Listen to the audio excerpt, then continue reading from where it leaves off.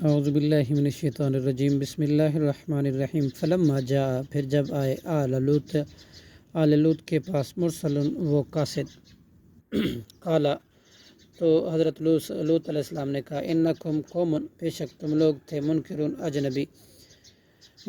اجنبی قالو انہوں نے کہا بلکہ جئنا کا ہم لائے ہیں بما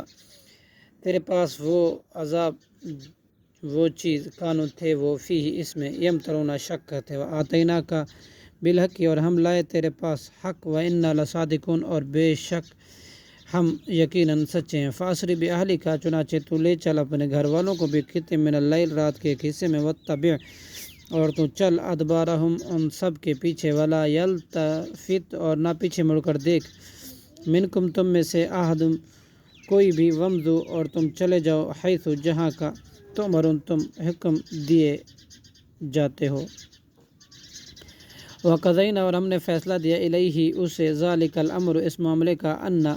کہ بے شک دابرہ ہؤلاء جڑ ان لوگوں کی مقطوعن کاٹ دی جائے گی مصبحین جبکہ صبح کے وقت میں وہ داخل ہونے والے ہوں گے وجاء اہل المدینتی اور آئے اس شہر میں صدوم والے یستبشرون خوشی مناتے ہوئے قالا لوط علیہ السلام نے کہا ان ہؤلاء بے شک یہ لوگ ضیفی میرے مہمان ہیں فلا لہذا نہ تفضحون تم مجھے رسوا کرو واتقوا اللہ اور تم ڈرو اللہ سے ولا تخزونی اور نہ تم مجھے ذلیل کرو قالوا اولم ننہک انہوں نے کہا کیا نہیں ہم نے روکا تھا تجھے عن العالمین جہان والوں کی حمایت سے قال ہؤلاء اس نے کہا یہ بناتی میرے قوم کی بیٹیاں ہیں ان سے نکاح کر لو ان کنتم اگر ہو تم فاعلین کرنے والے لعمرک آپ کی زندگی کی قسم انہم بے شک وہ لفی سکرتہم یقینا اپنی مستی گمراہی میں یعمہون سرگرداں تھے فاخذتہم پس آپ پکڑا انہیں صیحۃ ایک چیخ نے مشرکین جب کہ وہ سورج نکلنے کے وقت میں داخل ہونے والے تھے فجعلنا عالیہا چنانچہ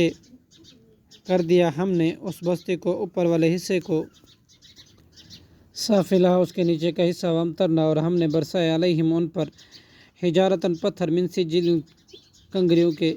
ان بے شک فی ذالک اس میں لآیۃ البتہ نشانیاں للمتوسمین گہری نظر سے غور و فکر کرنے والوں کے لیے وانہا اور بے شک وہ بستیاں لسبیل مقیم البتہ اس سے رستے پر جو اب تک موجود ہے ان فی ذالک بلا شبہ اس واقعے میں لآیۃ للمؤمنین البتہ بڑی نشانیاں مومنوں کے لیے وان کان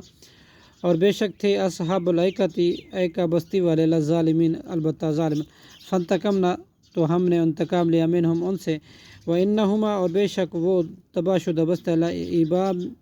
لبی امام مبین البتہ ظاہر راستے پر واقع ہیں صدق اللہ العظیم